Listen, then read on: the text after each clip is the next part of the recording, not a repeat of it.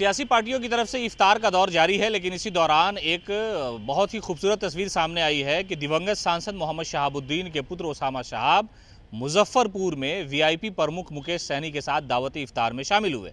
बड़ी संख्या में पूरे इलाके के लोग ओसामा शहाब का दीदार करने के लिए और मुकेश सहनी को सुनने के लिए जमा हो गए। दरअसल इफ्तार की दावत के बहाने जो सियासी साल है, यानी चुनावी साल जिसे कहा जा सकता है, इसमें अलग अलग जगहों पर इफ्तार पार्टी का आयोजन किया जा रहा है। मुख्यमंत्री नीतीश कुमार ने आयोजन किया, राजद सुप्रीमो लालू यादव की तरफ से आयोजन किया गया और कई सारी पार्टियों की तरफ से आयोजन होने वाला है।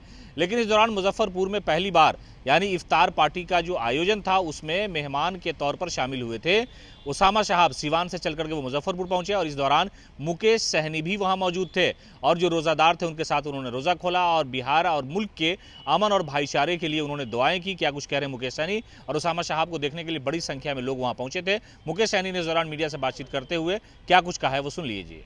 और आप सब जानते हैं कि रमजान का पाक महीना है।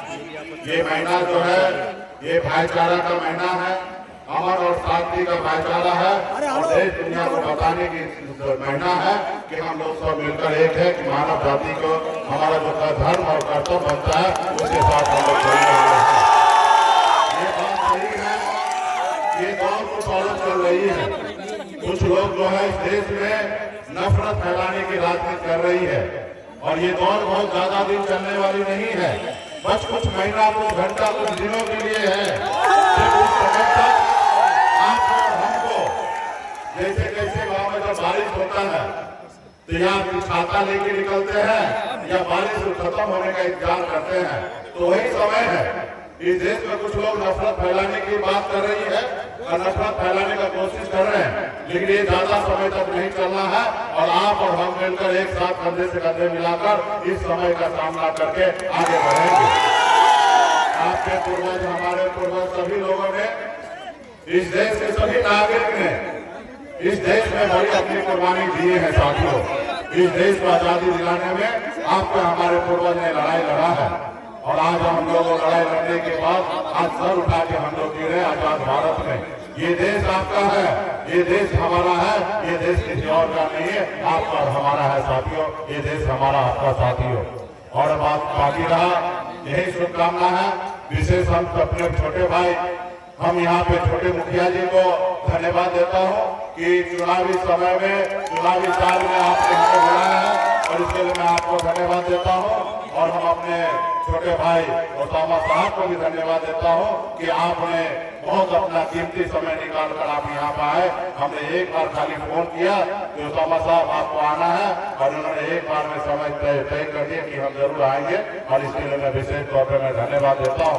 और जितने भी रमजान आप लोग यहाँ पे हैं, आप सभी को धन्यवाद देता हूँ। और इस बार जो चुनाव का समय है, वैसे तो मंच चुनाव का नहीं है, लेकिन आप लोग यहाँ पे बड़े संख्या में हैं और हम यहाँ पे आए तो मैं सोचता हूँ कि अपनी 2-4 बात होंगे।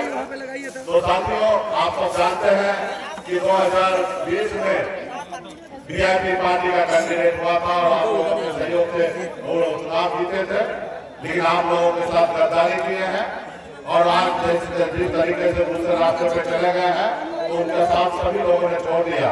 आप सब जानते हैं कि छोटे मुखिया जी कितने उनके नजदीक थे, लेकिन आज उनको छोड़कर यहाँ पे हमारे साथ आने वाले समय में हम लोग के साथ आगे बढ़ने के लिए हमारे साथ हैं।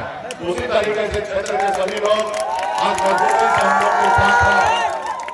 हम लोग का लड़ाई है कि भाईचारा कायम करना है, सामाजिक न्याय को कायम करना है। तो आदरणीय लालू प्रसाद जी का विचारधारा है कि गरीब पिछड़ा दलित को कुर्सी पर बैठने का अधिकार मिलना चाहिए। वो लड़ाई लड़ने के लिए हम लोग तैयार हैं। तो इसलिए तमाम आने वाला कुछ महीने में बड़ी लड़ाई होने वाला है।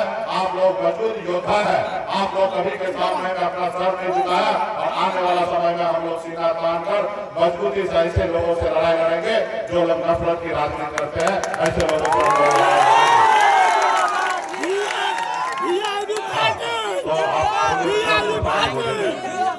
बहुत बहुत धन्यवाद।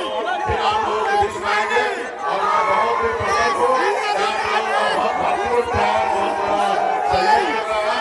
आप लोगों को बहुत बहुत धन्यवाद।